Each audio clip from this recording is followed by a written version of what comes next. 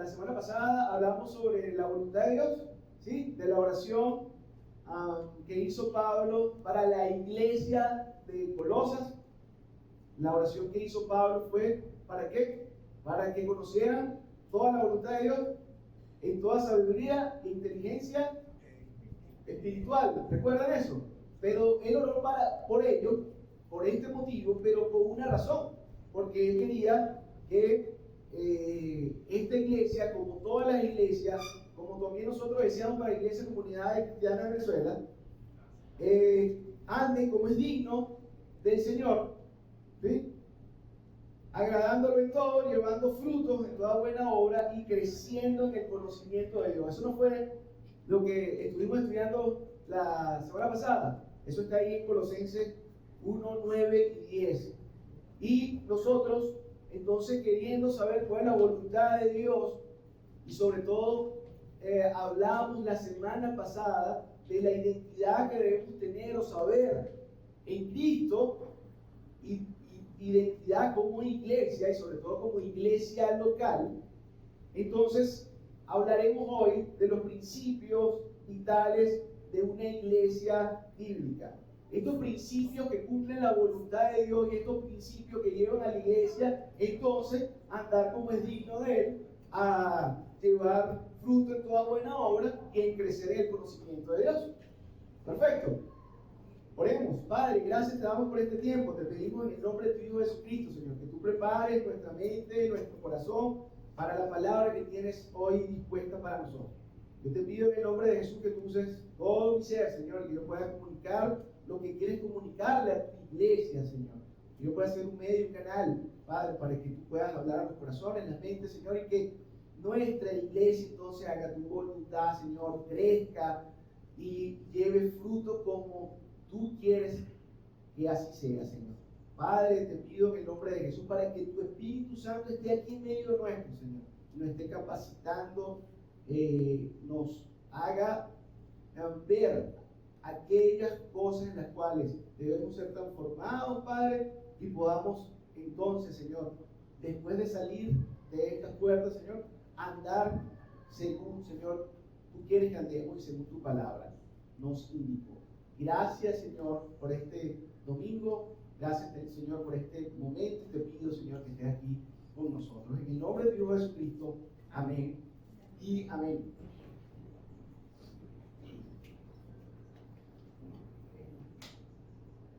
Hoy entonces es nuestro objetivo estudiar 5 pilares, principios, el modelo en el que debemos andar para mantener viva, fuerte, creciente nuestra iglesia Comunidad Cristiana de Venezuela. Y aunque este es un mensaje para las iglesias, y aunque lo que vamos a ver hoy es un modelo para la iglesia universal, nosotros lo tomamos para la iglesia, nuestra iglesia local. Si nosotros quisiéramos conocer cómo inició la iglesia, ¿usted no se ha preguntado eso? Si inició en Alemania con Lutero, si inició en Roma, ¿dónde nació la iglesia? Yo alguna vez en algún momento, en cuanto estaba conociendo de la palabra de Dios, me pregunté, ¿será que yo estoy en la iglesia correcta?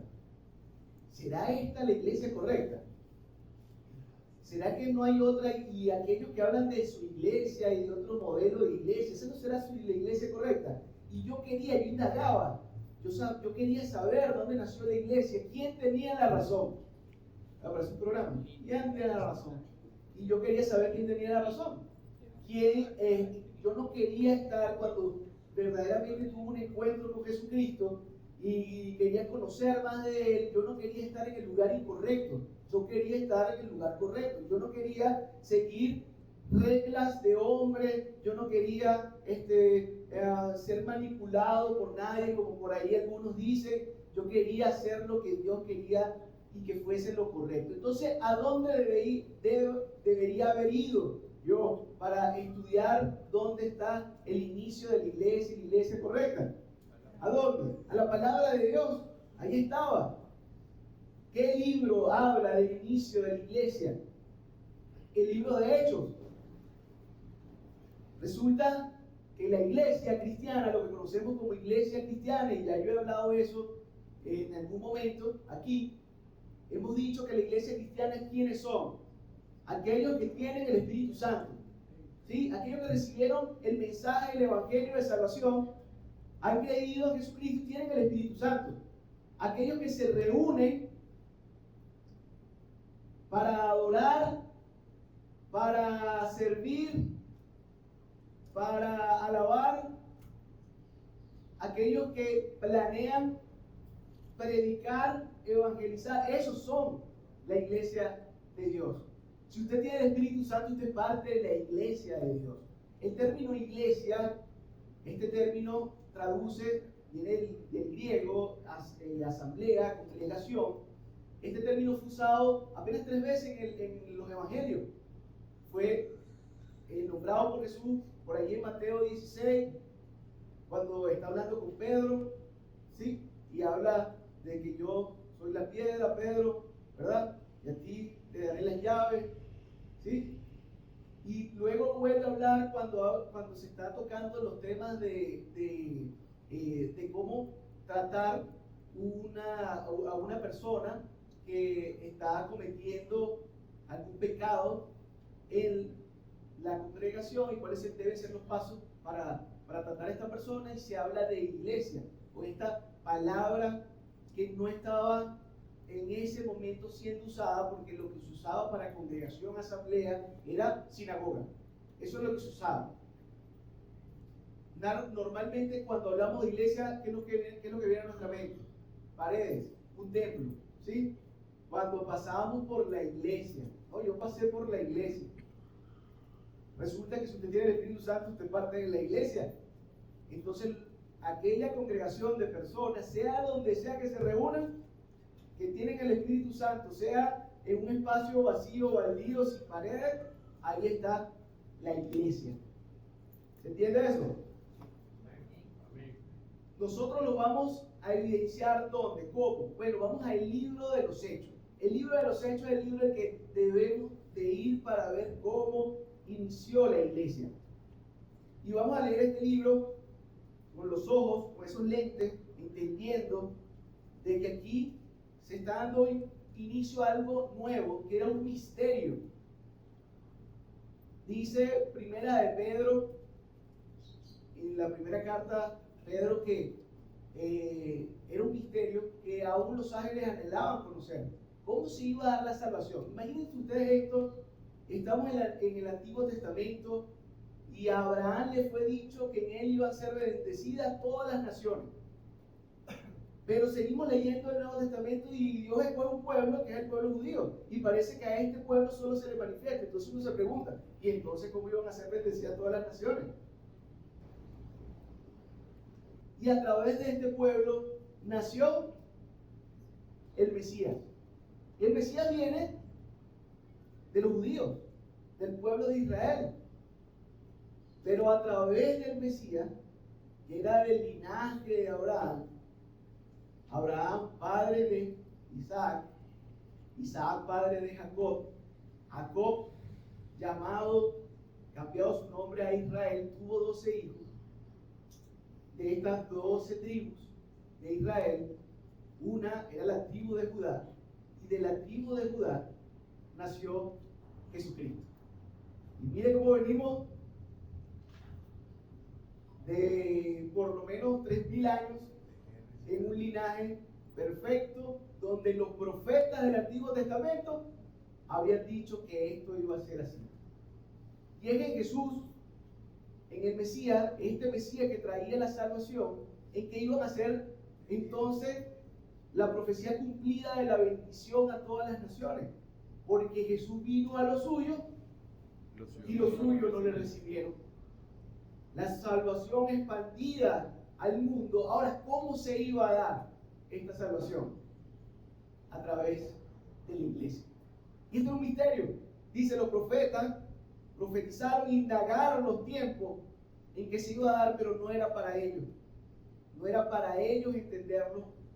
Y para poder entender este misterio, tenía que venir la encarnación de Dios al mundo, y luego de haber cumplido con la misión de salvar a la humanidad con los requisitos que requería el Señor Dios Padre para que esto fuera así, dejaba entonces un pueblo nuevo, un nuevo pacto, con un pueblo nuevo que rescataría y sería la sucursal de la salvación para el mundo, la sucursal de Dios en la tierra. Y este se llamaría la iglesia.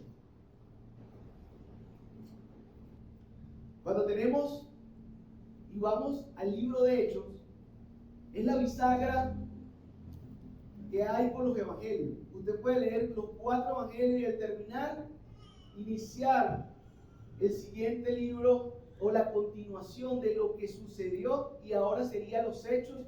Me recuerdo mucho a nuestro pastor Augusto predicando los hechos de quién, de Cristo, del Espíritu Santo de Dios a través de los apóstoles.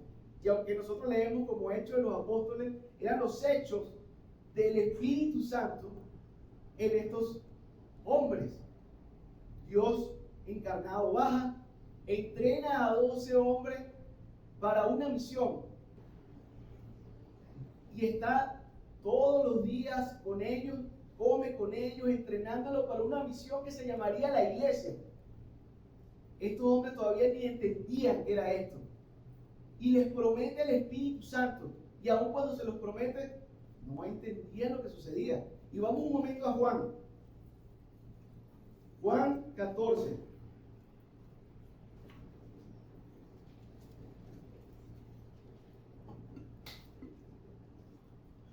(17)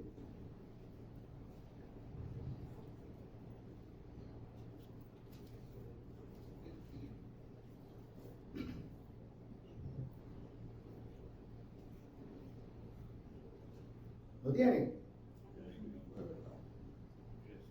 Y aquí está Jesús en sus últimos días antes de ser crucificado, antes de ser entregado. Y si leemos un poco el 15, un poco antes, para un poco de contexto, le dice, si me amas, guarda mis mandamientos. Si me aman, guarda mis mandamientos. Y yo rogaré al Padre, dice, ¿quién rogará? Él. Y les dará otro consolador. Miren que está ahí con C mayúscula, ¿lo vieron? Para que esté con ustedes para siempre. El Espíritu, con E mayúscula, de verdad, al cual el mundo no puede recibir, porque no le ve ni le conoce, pero ustedes lo conocen. Aquí estoy con ustedes, porque mora con ustedes y estará en ustedes. ¿Vieron la diferencia? Estoy con ustedes, pero vendrá uno que estará en ustedes. Le dice, no los voy a dejar huérfanos a ustedes. Imagínense que están escuchando estos apóstoles, y estos apóstoles esperando y entendiendo que él era el rey. Ya habían muchos declarado, tú eres Cristo. Pedro le dijo, tú eres el Cristo, tú eres el ungido, tú eres el Mesías. Pero ¿cómo es esto que se va, nos deja a alguien, el Espíritu? No comprende. No comprendían, y ya vamos a ver que de verdad no comprendía. Vamos en un momento a Juan 16.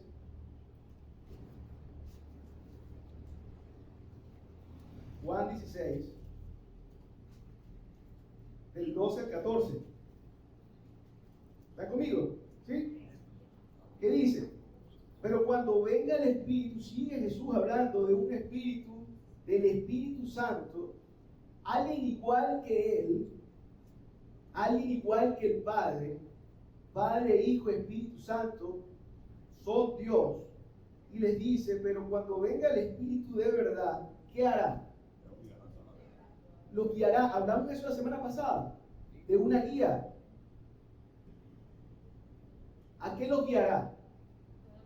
A toda la verdad, porque no hablará por su propia cuenta, sino que hablará todo lo que oyere y os hará saber las cosas que habrán de venir. Y tenemos aquí a estos hombres entrenados con una promesa: vendrá el Espíritu Santo. ¿Para qué vendría el Espíritu Santo? Porque sin el Espíritu Santo ellos no podrían entender el misterio para lo cual fueron escogidos. Sin el Espíritu Santo usted no puede entender cuál es el propósito de su vida. Sin el Espíritu Santo usted no entiende el llamado que tiene específico, porque Dios no lo creó para comer, trabajar, dormir y morir. Dios tiene un propósito con usted, así como lo tenía con estos hombres en específico, tiene un propósito específico con usted, y sin el Espíritu Santo usted no va a poder conseguir el propósito de su vida. Y si no lo consigue, menos podremos hacer la voluntad de Dios y agradarle en todo y llevar fruto. Ni cuál. El Espíritu Santo no se recibe con el bautismo del agua. Sí, ya lo vamos eso lo vamos a hablar. Entonces, estos hombres no tenían el Espíritu Santo. Era importante que ellos recibieran el Espíritu Santo para que pudieran cumplir con la misión que tiene la iglesia. ¿Dónde está esa misión? Vamos a Mateo 28.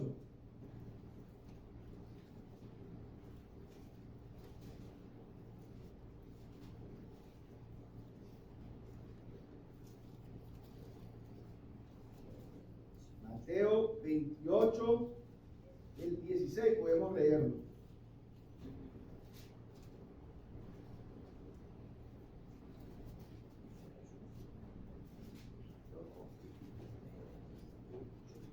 ¿Estamos? ¿Sí? Y entonces dice, ¿qué dice allí?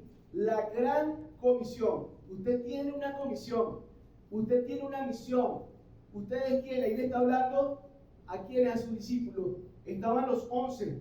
¿Por qué? Porque ya había muerto Judas, se había suicidado. Y entonces dice el versículo 16, pero los 11 discípulos fueron a Galilea, al monte donde Jesús le había ordenado. Jesús aquí ya ha muerto. Y cuando murió, ¿qué sucedió? Los discípulos esparcieron, se escondieron, luego buscaron estar juntos, pero no querían ni siquiera ser vistos juntos. ¿Por qué? Tenían miedo. Si mataron al líder, nosotros también. Pedro había negado ¿cuántas veces a Jesús? 3 veces. Dice el Evangelio de Marcos, no recuerdo si es Marcos 14:51, que posiblemente estaba hablando de él mismo. Dice que a un joven lo aprendieron y era cargado una sábana, pero dejó la sábana y huyó desnudo. Tenían miedo. Y aquí dice que Jesús se les aparecía, y vamos a estar también leyendo esto en el libro de Hechos. Y cuando se les aparecía, les daba instrucciones y les seguía hablando del reino de los cielos. Y estos aún dudaban. Viendo a Jesús, a su líder resucitado, dudaban. Mira, vamos a leer. Dice, pero los 11 discípulos se fueron a Galilea, al monte donde Jesús les había ordenado. Y cuando le vieron, le adoraron. Pero algunos...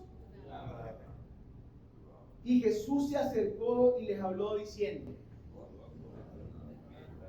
les dice, hey, esto es importante lo que voy a hablarles. Todo poder, no solamente autoridad. Usted puede tener autoridad y no poder.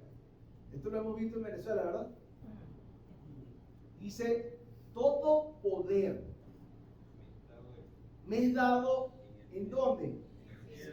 En el cielo y en la tierra. Jesús había orado, Señor, ya me voy, glorifícame y dame la misma gloria y poder, porque estuve contigo antes de irse. Y ahora sucedió, muere, vence la muerte, y ahora tiene todo el poder en el cielo y en la tierra.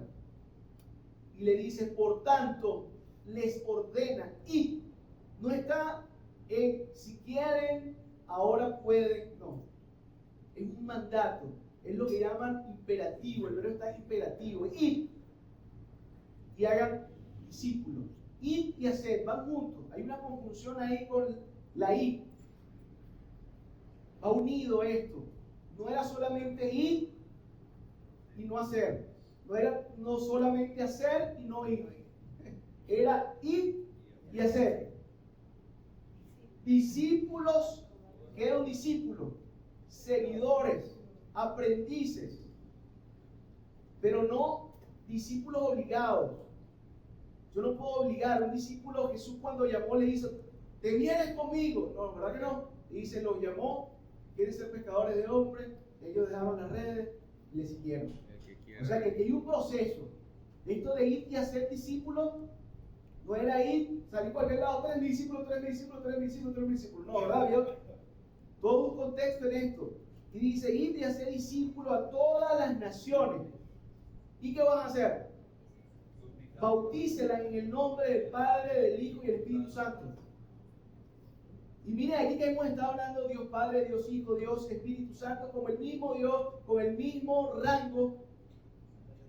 Créanme, cada vez que uno habla como pues, Jesús es Hijo, entonces debe estar en un escalón por debajo del Padre.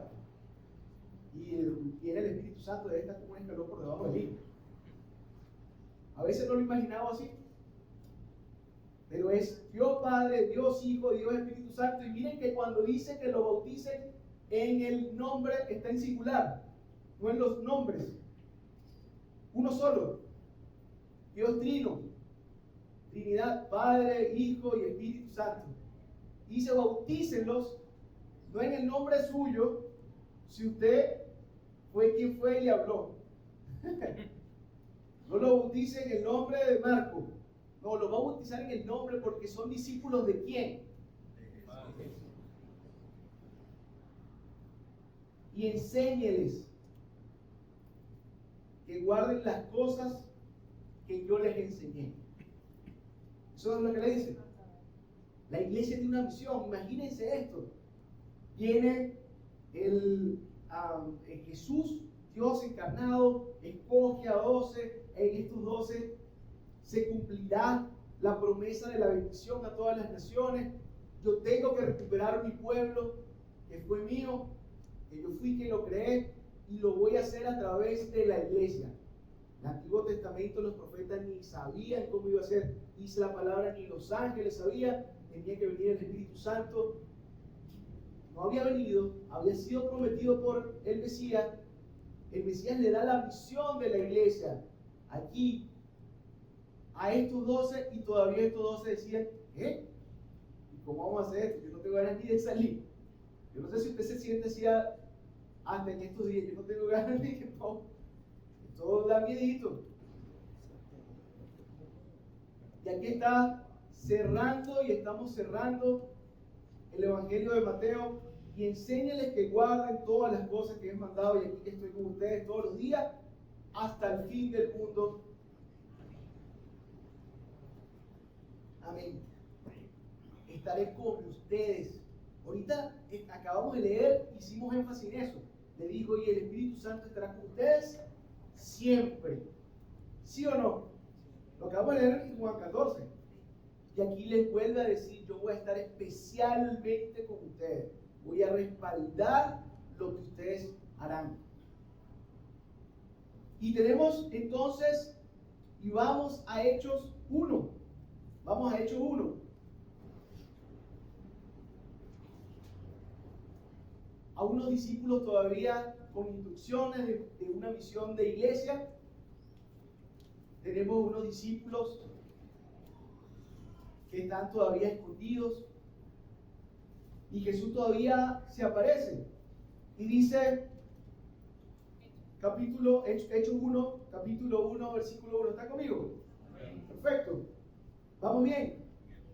En el primer tratado, Teófilo, hablé acerca de todas las cosas que Jesús comenzó a hacer y a enseñar, hasta el día que fue recibido arriba, después de haber dado mandamientos por el Espíritu Santo a los apóstoles que había escogido,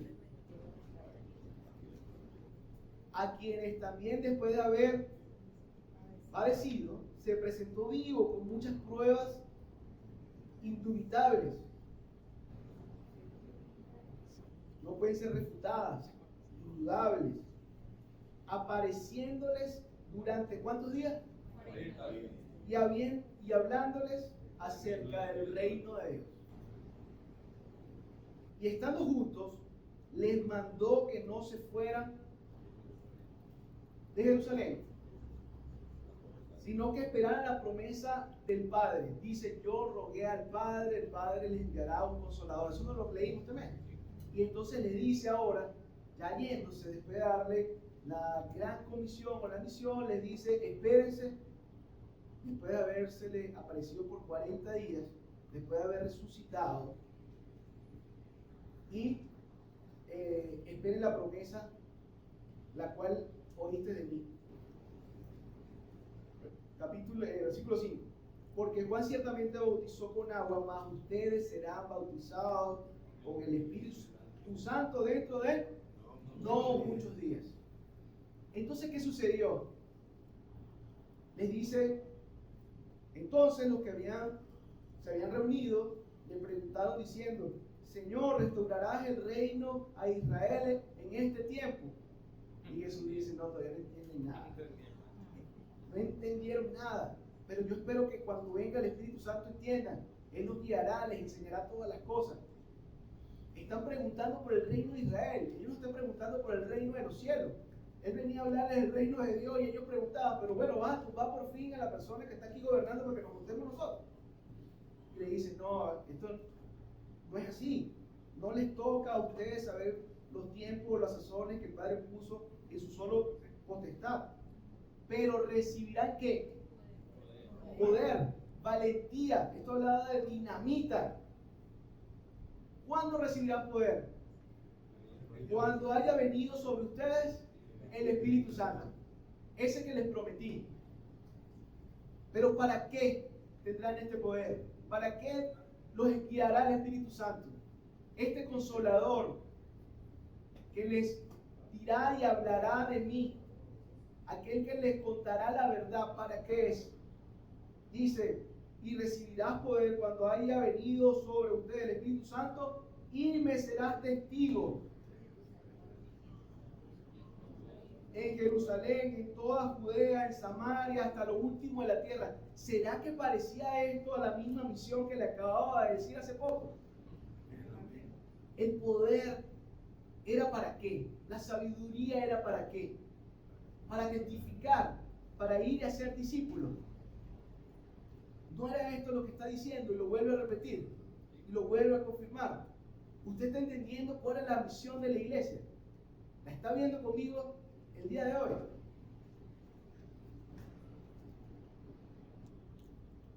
¿Y saben qué hicieron ellos? Habiendo dicho estas cosas, viéndolos ellos, fue alzado y le recibió una nube que le ocultó a sus ojos. Jesús estaba siguiendo el cielo, y estando ellos con los ojos puestos en el cielo, entre tanto que él iba, he aquí, se pusieron junto a ellos dos varones con vestiduras blancas, los cuales también les dijeron, varones galileos, ¿por qué están mirando al cielo? Este mismo Jesús que ha sido tomado de ustedes al cielo, así vendrá como la habéis visto ir al cielo, y así lo estamos esperando. Y eso está pronto a suceder. Entonces volvieron a Jerusalén desde el monte que se llama el Olivar, el cual está cerca de Jerusalén, a un camino de un día de reposo. Y entrando subieron al aposento alto donde moraban y se escondían. Ellos escucharon esto y ¿qué hicieron? Se escondieron otra vez. Y ahí estando escondidos, vamos a Hechos 2, capítulo 1. Usted puede continuar la historia si así le gusta. Ellos escogen a Matías como un sustituto de Judas. Es más, ustedes cuando escucharon ahora que dijo varones galileos, los que quedaban todos, los 11, eran de esta zona, de Galilea. El único que no era galileo era Judas. Por eso ellos le llaman a varones galileos, ¿a dónde miran? ¿Qué hacen? Mirándose. Si así mismo como están viendo, así mismo vendrán. Entonces llega el día de la promesa. Llega el día en que inicia la iglesia cristiana. Así llamaba luego unos capítulos más tarde, en Hechos 11. Comienza la iglesia. ¿Por Porque llegaba la promesa, se cumple el plan de Dios que estaba escondido. Y yo, antes de que comencemos a leer Hechos 2, me encantaría que veamos un momento en Colosenses. Colosenses 17, 1:17. Nosotros leímos la semana pasada, creo que hasta el 14, pero leamos un momento en Colosenses, no quite su dedo de Hechos 2.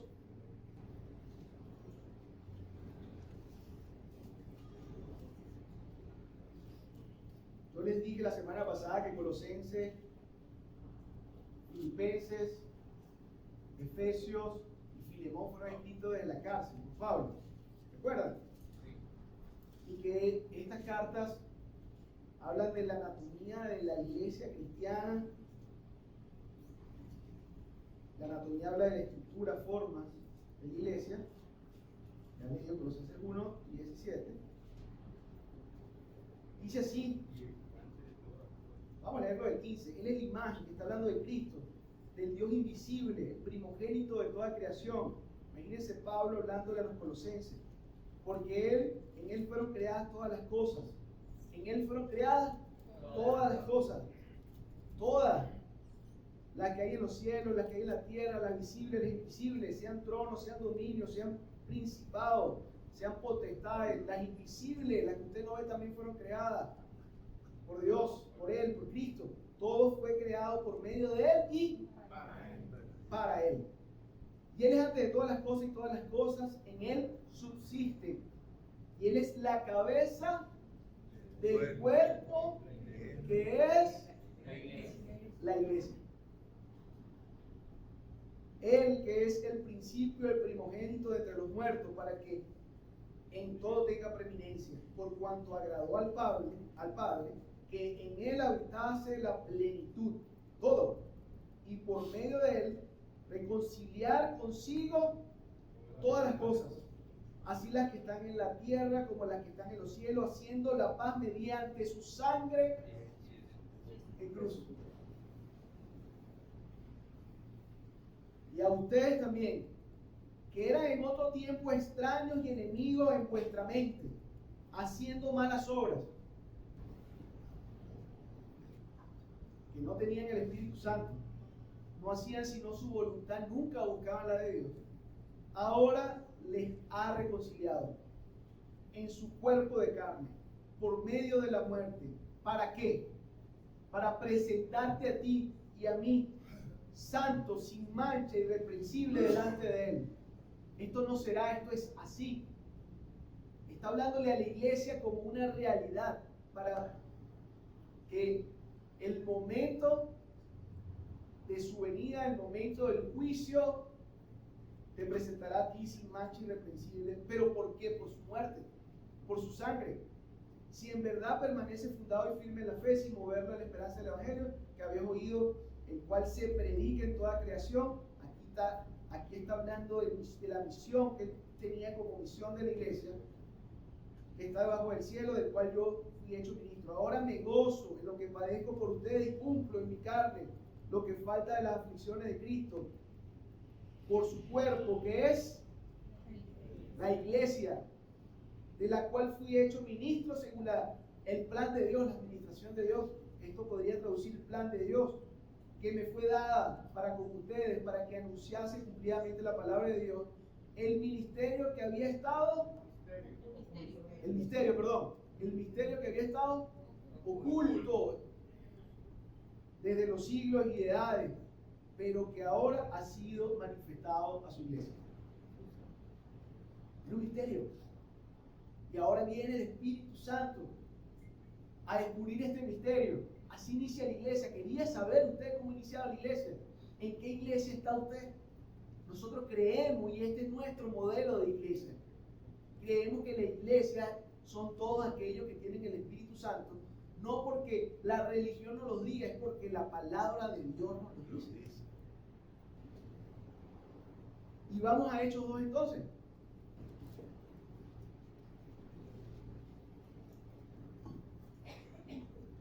¿Vamos bien?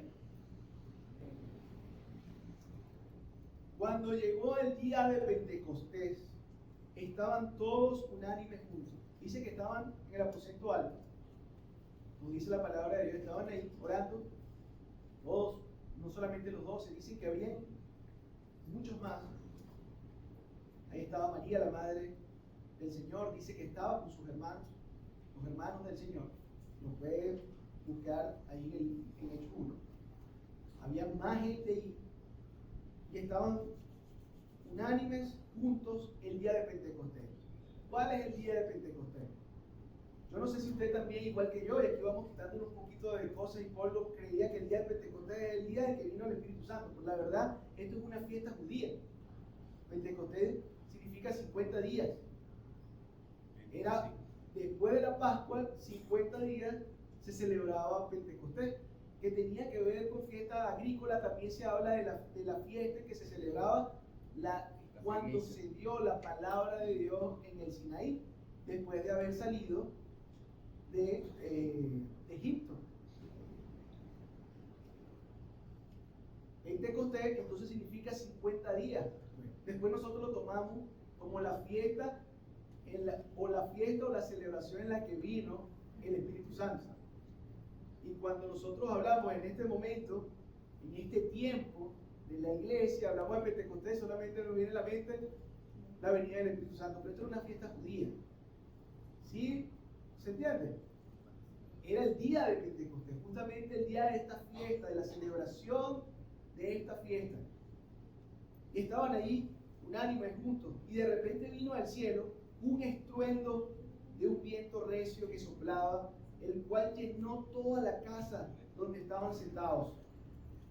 Y le aparecieron lenguas repartidas como de fuego, asentándose sobre cada uno de ellos. Y fueron llenos. Ya el Espíritu Santo, Jesús había estado con ellos, Dios estaba con ellos, ahora estaba en ellos. Fueron llenos del Espíritu Santo y comenzaban a hablar en otras lenguas según el Espíritu le daba que hablasen. Moraban entonces en Jerusalén judíos, varones piadosos, de todas las naciones bajo el cielo. Y hecho este estruendo, se juntó una multitud y estaban confusos porque cada uno les oía hablar en su propia lengua. Y estaban atónitos y maravillados, diciendo: mirad, ¿no son galileos todos estos que hablan? ¿Cómo pues le oímos nosotros hablar cada uno en nuestra propia lengua, la que hemos nacido? ¿En qué lengua? Partos, medas, elamitas. Y los que habitamos en Mesopotamia, en Judea, en Capadocia, en el Ponto, y en Asia, en Frigia, en Panfilia, en Egipto, y en las regiones de África, más allá de Cirene, y romanos aquí residentes, tanto judíos como prosélitos. Los escuchamos hablar, comenzaron a hablar todos los idiomas, y aquí están todos los idiomas en los cuales hablaron. Esto es lo que nos está describiendo, comenzaron a hablar todos los idiomas. Y si esto no es lo que estaban aquí, que conocemos que no hablan todos los idiomas, ahora ¿cómo hablan de todos los idiomas? Había llegado el Espíritu Santo a su vida y estaban todos atónitos y perplejos, diciéndose unos a otros: ¿qué quiere decir esto? ¿Qué acaba de suceder? Mas otros, burlándose, decían: esto tomaron caña clara. Esto es lo que dice, un monstruo. Estos tomaron licor, estos están borrachos. Entonces Pedro, aquel que tenía liderazgo, poniéndose en pie con los 11, alzó la voz y le habló diciendo, les habló. Ya va. Había mucha gente ahí. Ellos estaban escondidos. Dudaban estando con Jesús. Y ahora Pedro se pone de pie y habla. ¿Qué sucedió? ¿Qué cambió? La promesa del Espíritu Santo es verdad. Da poder, da valentía. Dio entendimiento. Y vamos a ver.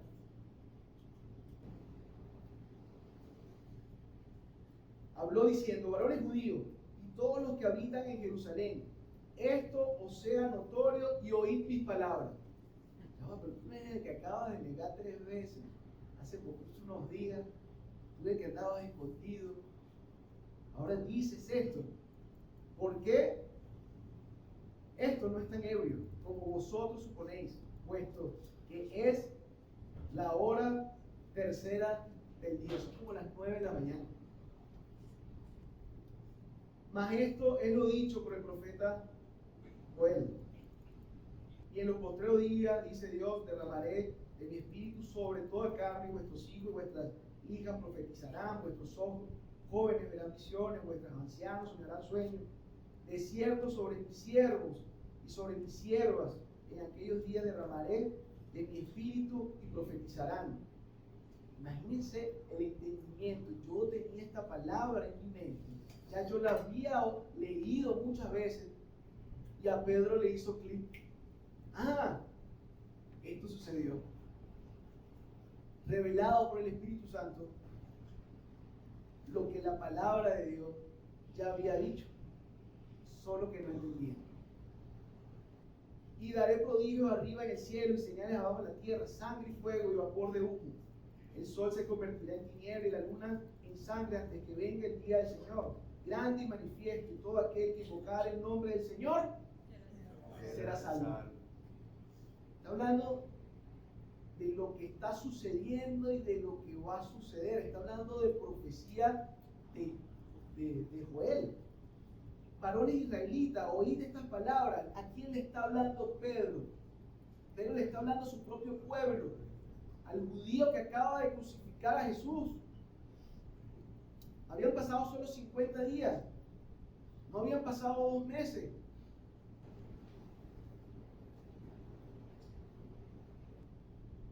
Jesús de Nazareno, varón aprobado, dice el versículo 22, por Dios entre vosotros, con maravillas, prodigios, señales, que Dios hizo entre vosotros por medio de él, como vosotros mismos lo saben.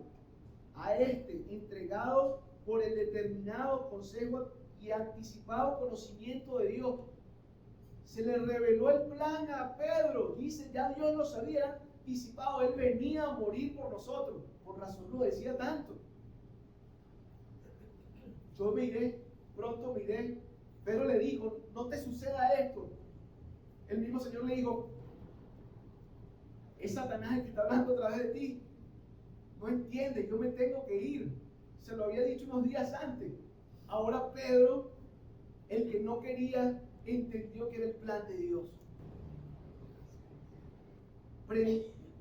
A este prendiste y mataste por manos de inicuos, crucificándole, al cual Dios levantó, sueltos los dolores de la muerte, por cuanto era imposible que fuese retenido por ella, porque Él es más fuerte que la muerte. Porque David dice de Él, veía el Señor siempre delante de mí. Vuelve a citar la palabra de Dios, lo que ellos en este momento tienen como su palabra. Les vuelve a hacer clip. Ya entiendo por qué dijo David esto. Veía al Señor siempre delante de mí, porque estaba a mi diestra, no seré conmovido, por lo cual mi corazón se alegró y se gozó mi lengua, y aún mi carne descansará en esperanza, porque no dejarás mi alma en el Hades, ni permitirás que tu santo vea corrupción. Me hiciste conocer los caminos de la vida, me llenarás de gozo por tu presencia. Me dice, esto sucedió con nuestro Señor. Por eso David dijo esto. Varones hermanos, se os puede decir libremente del patriarca David, que murió y fue sepultado, y su sepulcro está con nosotros hasta el día de hoy.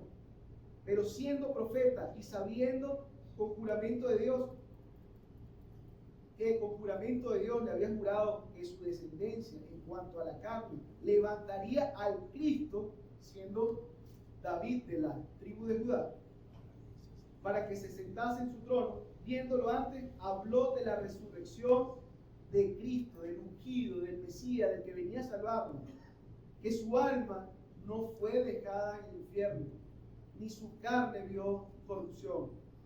A este Jesús resucitó Dios, de lo cual todos nosotros Somos testigos. No me lo contó alguien. Lo vi y estuve con él. Así que, exaltado por la diestra de Dios y habiéndolo recibido del Padre la promesa del Espíritu Santo, ha derramado esto que ustedes ven y escuchan. Recibiendo la promesa que hizo, se la hizo antes de morir, lo que prometió, lo cumplió. Se lo hizo, la promesa también la hizo antes de irse y ascender, después de resucitar. Esperen porque vendrá. Dios siempre cumple. Si usted lee su palabra y entiende allí una promesa o un hecho de lo cual no ha sucedido y va a suceder, Él lo va a cumplir. Amén. Porque David no subió a los cielos, pero él mismo dice: dije el Señor a mi Señor, siéntate a mi diestra, hasta que pongas tu enemigo por estrado de tus pies. Sepa pues ciertísimamente toda casa de Israel, que a este Jesús, a quien ustedes crucificaste, Dios lo ha hecho Señor y Cristo. Después de haberse escondido, le está diciendo: ustedes que crucificaron al Señor, y si quieren me meten preso. Al oír esto, ¿qué sucedió? ¿Qué sucede cuando escuchamos la verdad predicada en nuestra vida? Cuando entendemos, cuando el Señor nos alumbra con el evangelio de salvación, cuando su luz nos resplandece. ¿Qué sucedió con esta gente? Esta gente que acababa de decir: crucifíquenlo, saquen a Barrabás. Esta misma gente, ¿qué hizo? Está hablando a ellos, a este pueblo, a esta casa de Israel. Se compungieron, se entristecieron. Fue así como me fue revelado, yo no lo había visto. Matamos al autor de la vida. Este era el plan de Dios. Murió por nosotros. Este era el Salvador, el ungido, el Cristo, el que hablaban los profetas. No lo habíamos visto. Y preguntaron a Pedro y a los otros apóstoles: varones hermanos, ¿qué haremos? ¿Qué debemos hacer? La misma pregunta se hizo Pablo frente al Señor cuando lo vio cara a cara. Señor, ¿qué quieres que haga? ¿Qué hacemos? Ya lo sé. Yo no sé si usted ha tenido un encuentro personal con Cristo, en el cual, entendiendo lo que hizo y el plan de salvación para tu vida, de dónde te está rescatando, de la tiniebla, del infierno, al colocarte en su luz, en la eternidad con Él, se ha preguntado: ¿qué hago? Señor, ¿qué quieres que haga? Quiero entregarte mi vida. Yo no había visto que habías hecho esto.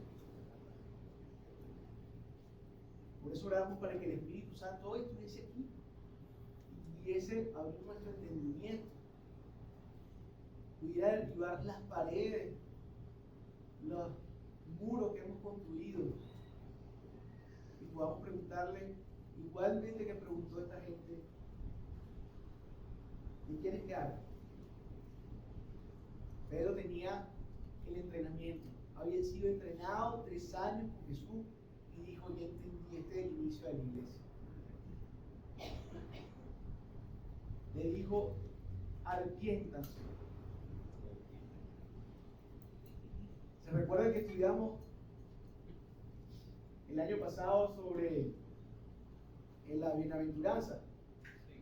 Y cómo la primera bienaventuranza, ¿cuál era? ¿Ah? Bienaventurados los pobres en espíritu. Bienaventurado aquel que se arrepiente, aquel quebrantado, aquel que entiende, porque de él es el reino de los cielos. Esto lo estaba diciendo Pedro. Le dijo, arrepiéntanse y bautícese cada uno de ustedes en el nombre de Jesucristo para el perdón de los pecados y recibirán entonces el don del Espíritu Santo. Y la palabra de Dios, tenemos que leerla todo en su contexto, toda la palabra de Dios. Sabemos por esta misma cita que acabo de darle, que es el arrepentimiento que te hace miembro del reino de los cielos.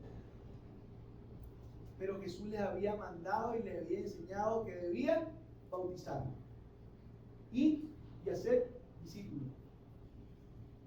Vayan a que se arrepientan, que entiendan, muéstrenle el plan de Dios, muéstrenle de qué se trata el reino de los cielos y bautícelo si éste le siguió.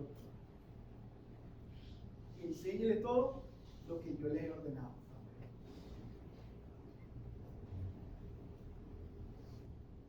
Pedro le dijo, arrepiéntanse. Versículo 39. Porque para ustedes es la promesa. Y para sus hijos. Para todos los que están lejos. Para cuanto el Señor nuestro Dios llamare. Para, diga su nombre.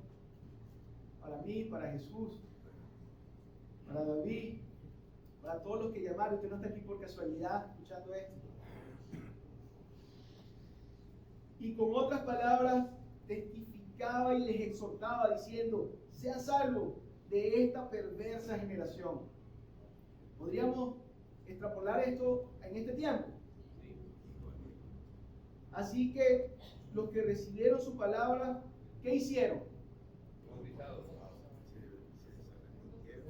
¿Quiénes fueron bautizados? Los que recibieron su palabra, los que entendieron el Evangelio, fueron bautizados. No fueron, dice, y fueron obligados a bautizarse. Aquí ellos entendieron. Yo quiero ser parte de este pueblo. Yo quiero ser parte de esta iglesia. Aquí nace la iglesia en Jerusalén. Aquí nace la primera iglesia local. La iglesia universal es todos aquellos que han creído en Cristo en todo el mundo. Nosotros fuimos, y todo esto porque lo tenemos tan reciente, a Corea y teníamos 5,000 personas con nosotros. Esa es la iglesia universal. Ahí estábamos reunidos toda una semana. La iglesia universal. Pero luego, ¿qué hicimos? Vinimos a nuestra iglesia local. Nuestra iglesia local se llama Iglesia Comunidad Cristiana de Venezuela. Yo soy parte de un cuerpo. Hay gente por allí que anda de una iglesia en otra iglesia porque no entiende de qué se trata la iglesia. Usted no puede ser, usted tiene 2 ADN en su cuerpo o un solo ADN. Usted puede ser codo de dos cuerpos. Esta gente se estaba identificando dentro de una iglesia local. Cuando usted se bautiza y toma la decisión, no solamente le está diciendo al mundo, yo creo en Cristo y no me avergüenzo de eso. Le está diciendo a los que estamos aquí, yo también pertenezco a esta iglesia. Y aquí Dios me llamó a servirle y a ser parte y cumplir el plan y la misión que Él tiene a través de su plan o lo que haya proyectado para esta iglesia, lo quiero cumplir aquí.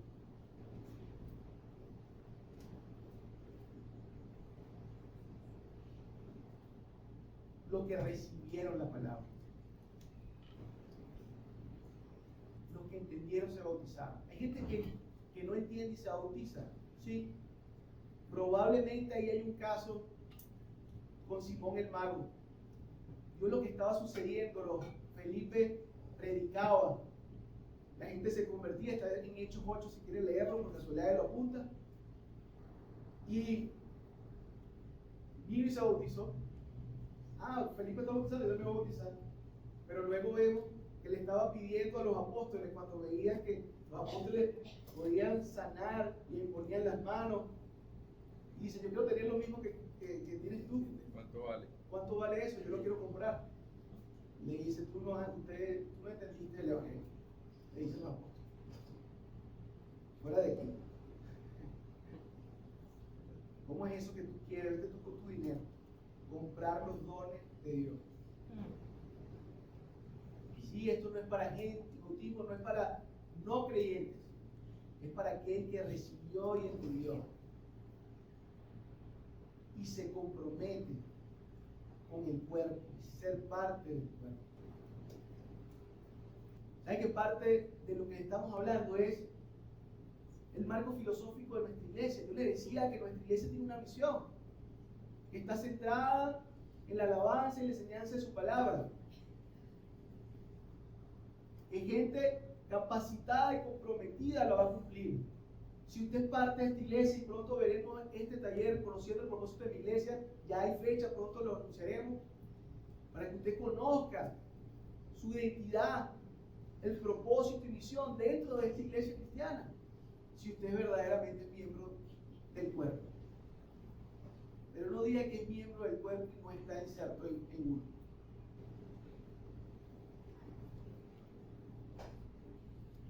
Porque cuando la cabeza mande a ese cuerpo a una tarea especial, usted está en otra tarea de otra iglesia, de otro cuerpo, que entonces, ¿de quién era?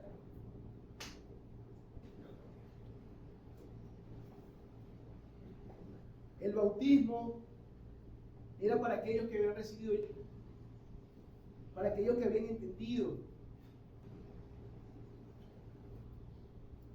Así que recibieron 41. Así que los que recibieron su palabra fueron bautizados y se añadieron aquel día un poquitico ahí. Inició la iglesia con 3,000 personas, más lo que ya tenían el Espíritu Santo.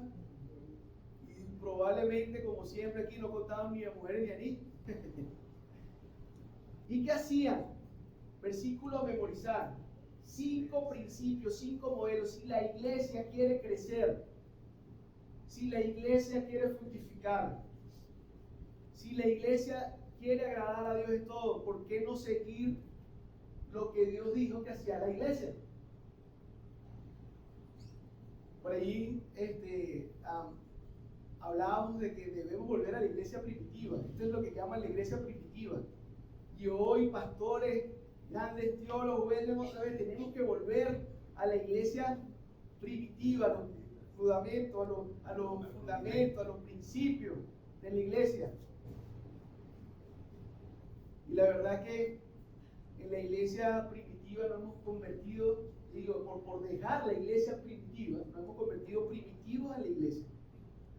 Sin conocimiento, sino yendo, viniendo, sentándonos, sin conocer cuál es nuestra misión, propósito, llamado, sin tener la pasión, sin haber ni siquiera conocido. ¿Será que Dios ya me reveló el llamado y el propósito de mi vida? Sin buscarlo, solamente meramente lo que la cultura nos ha enseñado, vaya, siéntase. Y si va todos los domingos, seguramente, bueno, está haciendo la paz ahí con Dios, por rato. Algunos dicen, voy en Semana Santa, porque de verdad que me he portado mal este año, para ver si la balanza se alinea, como si fuera una balanza. ¿Qué hacían? Así que los que recibieron la palabra, ¿por qué fue recibida la palabra? Porque Pedro estaba evangelizando, ¿sí o no? Estaba llevando el evangelio. Los que recibieron la palabra fueron bautizados y se añadieron aquel día como 3,000 personas. Entonces, una iglesia evangeliza. La iglesia que evangeliza, bautiza. ¿Qué más hacían? Perseveraban en la doctrina de los apóstoles. Las enseñanzas. ¿Qué les dijo él? Cuando se va, me voy, toda potestad me es dada, así que ustedes vayan, hagan discípulos y enséñenlos. Y así ellos perseveraban en la doctrina de los apóstoles. ¿Y qué doctrina tenían los apóstoles sino la que él les dijo que le había mandado? Y enséñenla en aquello que yo les he mandado. La doctrina de los apóstoles es la doctrina de Cristo. En eso perseveraban. que era perseverar, por cierto. Eran constantes en esto, continuos en esto. Esto es lo que hacía la iglesia. Sí, evangelizaba, discipulaba, enseñaba, tenía entonces también comunión los unos con otros, servían, se reunían y según sus dones y talentos cada quien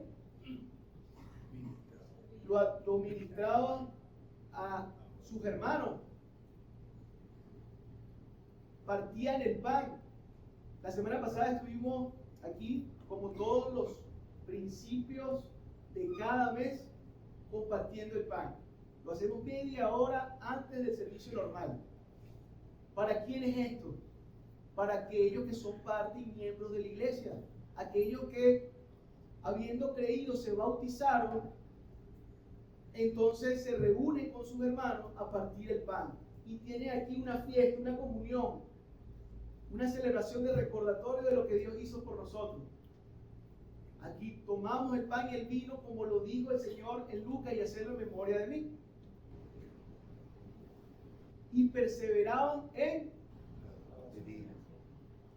también en las oraciones. Tenemos 5 pilares: evangelismo, discipulado, servicio, comunión y oración. Aquí están estos 5 pilares. En estos 5 cosas anda la iglesia. Y usted se pregunta, yo no sé si anda, pero anda usted porque usted es la iglesia. Debemos andar en esto juntos, ¿sí? En estos 5 pilares, estos 5 principios, debe andar una iglesia cristiana. Quería saber y conocer en qué debe andar una iglesia cristiana, cómo nació la iglesia cristiana. Estaba en el libro de Hechos. Interesante. Pero miren esto, porque si hablamos que al inicio nosotros preguntamos, ¿queremos andar en la voluntad de Dios? ¿Queremos llevar fruto y andar como es digno de Él en toda buena obra? Miren lo que sucede cuando la iglesia cristiana, la iglesia de Dios, anda en lo que Él mandó a que anduvieran. Miren esto, dice: y sobrevino todo temor, 43, a toda persona, y muchas maravillas, señales eran hechas por los apóstoles. Todos los que habían creído estaban juntos, tenían en común todas las cosas, y vendían sus propiedades y sus bienes y los repartían a todos según la necesidad de cada uno. La iglesia cristiana también era generosa, primeramente con los suyos, perseverando unánimes, y huele la palabra perseverar, juntos, cada día en el templo, y partiendo pan en las casas, comían juntos. Y aquí habla de estos principios, cómo los aplicaban, con alegría y sencillez de corazón, alabando a Dios, orando, adorando a Dios, y teniendo el favor con todo el pueblo. ¿Y qué hacía el Señor cuando ellos cumplían estas cosas? Añadía cada día. El Señor añadía cada día los que habían de ser salvos. La iglesia es el canal de salvación para el mundo. La salvación es a través de Jesucristo. Fue hecha, ideada por Dios en el plan de salvación, y este misterio ha sido revelado, lo conocemos, y ahora tenemos el plan en el cual debemos andar. ¿Está usted andando en este plan? Tal vez no lo estaba haciendo, pero hoy es una oportunidad para que usted lo haga. Tal vez usted no había visto la dimensión del compromiso al usted insertarse en la iglesia cristiana. ¿Sabes qué queremos mucho de la iglesia? Los derechos. Señor, ¿qué me vas a dar? Señor, tú prometiste. Pero los deberes, eso como que lo dejamos de un lado. ¿Será que el Señor tiene alguna expectativa de ti o a través de ti o que quiera cumplir a través de ti en la iglesia Comunidades Cristianas de Venezuela?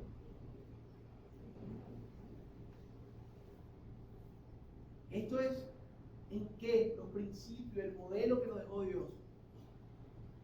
Pero qué interesante sería que usted conociera además cuál es su identidad en Cristo y cómo le llama a usted y cuáles son sus herencias y riquezas al haber usted aceptado ser adoptado y ser parte de la familia de Dios. La iglesia es la familia de Dios. Usted se beneficia siendo parte de la iglesia. Nosotros, los que hemos estado algún tiempo siendo parte de esta familia, y así como toda la familia, tenemos hermanos a quien levantar, tenemos hermanos por quienes orar, nos alegramos de los éxitos también de otros hermanos, se alegran de los nuestros, nos levantamos juntos, oramos juntos. Estas 5 pilares no pueden tener distinto tamaño. Deberíamos procurar tener un equilibrio en todo. Todos debemos estar evangelizando, igual deberíamos estar orando, igual discipulándonos. Usted es miembro de Comunidades Cristianas de Venezuela o miembro de una iglesia y no se está discipulando. Entonces, no está cumpliendo con el modelo y la voluntad de Dios para la iglesia. Si usted no se está discipulando, aquí puede preguntar, ¿cómo puedo hacerlo? Yo quiero estudiar la palabra de Dios. Esto que hacemos los domingos es solo un abreboca de lo que usted puede aprender en un estudio bíblico en una casa. Y miren ahí, estaban en los templos porque este era en donde ellos como judíos se podían reunir, pero también estaban en la casa. Y si usted lee las cartas de Pablo, se va a dar cuenta que usted dice: salúdeme a la iglesia que está en la casa de fulanito, salúdeme a la iglesia que está en la casa del otro. Oremos al Señor para que el Señor entonces nos use y nos muestre si debemos ser primeramente parte de esta iglesia y qué de todas estas cosas no estamos haciendo para poder andar en ella. Amén. Padre, gracias te damos por tus palabras, Señor. Gracias te damos por todo lo que nos has enseñado a través de ella. Padre, qué hermoso, Señor. Tú un hilo que continúa o que inicia para nosotros desde el Génesis y perfectamente, Señor, continúa hasta el Apocalipsis. Señor, no hay nada de contradicción en tu palabra, Padre. Qué bueno que pudiste revelar este misterio que estaba oculto, pero que para nosotros hoy ya está suficientemente abierto para que sepamos cómo debemos andar y cómo agradarte en todo y llevar fruto. Allí, cuando esta iglesia estaba en aquello que era el modelo que tú le habías dejado, dice, y el Señor añadía y daba fruto. Las cosas sucedían con alegría. Dios estaba allí agradado de lo que estaba sucediendo en Jerusalén. Mucha más gente se sumó, mucha más gente te conoció, porque todos estaban haciendo el trabajo que tú le habías enviado. Padre, permite que nuestra iglesia, Comunidades Cristianas de Venezuela, pueda estar andando en el trabajo, Señor, en el modelo de la iglesia que tú pusiste en la palabra de Dios, en la Biblia. Te pido en el nombre de Jesús, Señor, por aquel que todavía está dudando, que no sabe si la iglesia, esta es la iglesia verdadera o hay otra iglesia. La verdadera iglesia está aquí en tu palabra y esta comunidad ha decidido andar en tu palabra. Yo te pido en el nombre de Jesús, si hay alguien aquí que no ha entendido cuál era el plan de salvación y lo pudo ver a través de lo que predicó Pedro el día de hoy, pueda preguntarse: Señor, ¿qué hago? Arrepiéntete. Arrepiéntete. Pídele perdón al Señor por no haberlo tomado en cuenta, por haber pecado contra Él. Él está esperando solamente que digas estas palabras y Él te dará el Espíritu Santo, te sellará y te hará miembro de su iglesia universal y muy seguramente de una iglesia local para que sirvas allí y puedas cumplir con su voluntad. Perdónanos, Señor, cuando nuestra iglesia no anduvo en lo que debía andar, y ayúdanos para que entonces sí andemos y realineemos aquello que debemos realinear para cumplir con tu voluntad. En el nombre de Cristo Jesucristo.